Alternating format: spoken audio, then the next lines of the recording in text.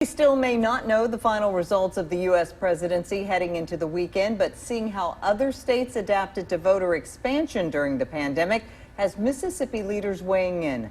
12 News' Alex Love joins us live from the governor's mansion. He spoke to both sides today about how the ballots should be counted. Alex?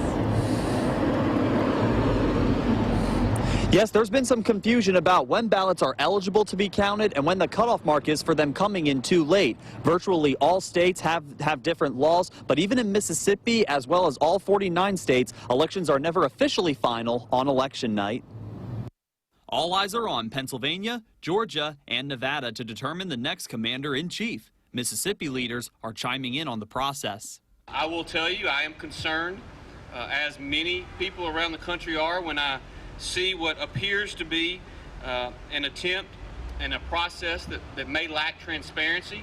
The whole idea that you don't count ballots after Election Day makes no sense. We count ballots after Election Day in Mississippi all the time. You count absentee ballots the next day. You go through all those. You have election contests. All those things are not unusual. All that happens. In Mississippi, for example, by law, absentee ballots through mail postmarked by Election Day have 5 days to come in. Then counties have another 10 days to verify results. A prime example is the state Supreme Court race between Justice Kenny Griffiths and Latrice Westbrooks, still not called. Mail-in voting, people want to pretend like it's a new thing. It is not new. It has been almost prolific in presidential elections. There's no fraud now. There hasn't been any fraud. It's a safe way to do it. And in fact, it's something we ought to look at here in the state of Mississippi. Currently, Mississippi has no early voting opportunities, but does allow absentee voting in person or by mail if you have a valid reason or be 65 or older. Governor Reeves has doubts on making expansions. People in America today and people in Mississippi today move a lot. If you just massively send out ballots to where people used to live the last time they voted, there are going to be, in our state, hundreds of thousands of ballots that go to places where those individuals no longer live.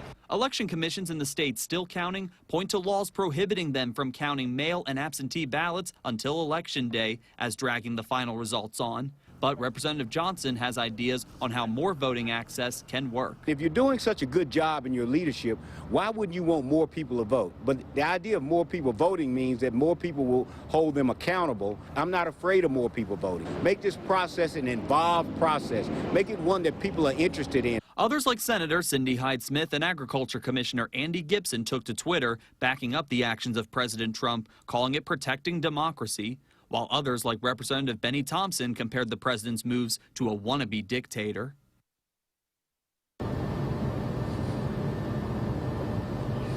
President Trump took almost 70% of the popular vote in Mississippi, totaling 677,218 ballots, earning him 6 of the electoral votes. Live outside the governor's mansion in Jackson, Alex Love, 12 News.